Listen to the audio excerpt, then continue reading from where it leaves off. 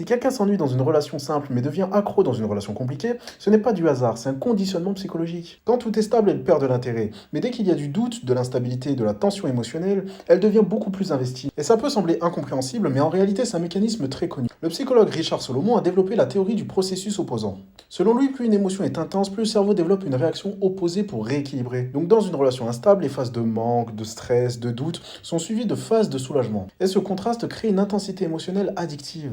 Ensuite, le chercheur Donald Dutton a montré avec ses travaux sur l'attraction que l'activation psychologique peut être mal interprétée. Le stress, l'incertitude, la peur peuvent être perçus par le cerveau comme de l'attirance. Une relation compliquée n'est pas juste difficile, elle est stimulante sur le plan émotionnel. Et il y a un dernier point important. Le psychologue Jeffrey Young, créateur de la thérapie des schémas, explique que certaines personnes répètent inconsciemment des schémas relationnels précoces. Si tu as appris que l'amour est instable, ton cerveau peut rechercher ce type de dynamique même s'il te fait souffrir. Parce que ce qu'il faut savoir, c'est que pour lui, c'est familier. Aimer les relations compliquées, ce n'est pas aimer la souffrance. C'est souvent être conditionné à confondre intensité et attachement. C'est exactement ce genre de schéma qu'on apprend à identifier dans mes coachings. On travaille avec des exercices issus de la psychologie cognitive, de la pleine conscience et d'autres approches scientifiques pour comprendre comment ton cerveau construit tes préférences relationnelles. Je reste aussi en contact tous les jours avec les personnes que j'accompagne pour adapter les exercices à leur fonctionnement psychologique. Le but est d'aller beaucoup plus loin dans la compréhension de la psychologie humaine avec énormément de sources et un apprentissage beaucoup plus poussé. Si tu sens que c'est le bon moment de passer à l'action, contacte-moi en privé. Parce que le jour où tu comprends pourquoi ton cerveau recherche la complexité, tu peux enfin commencer à choisir des relations qui te font du bien.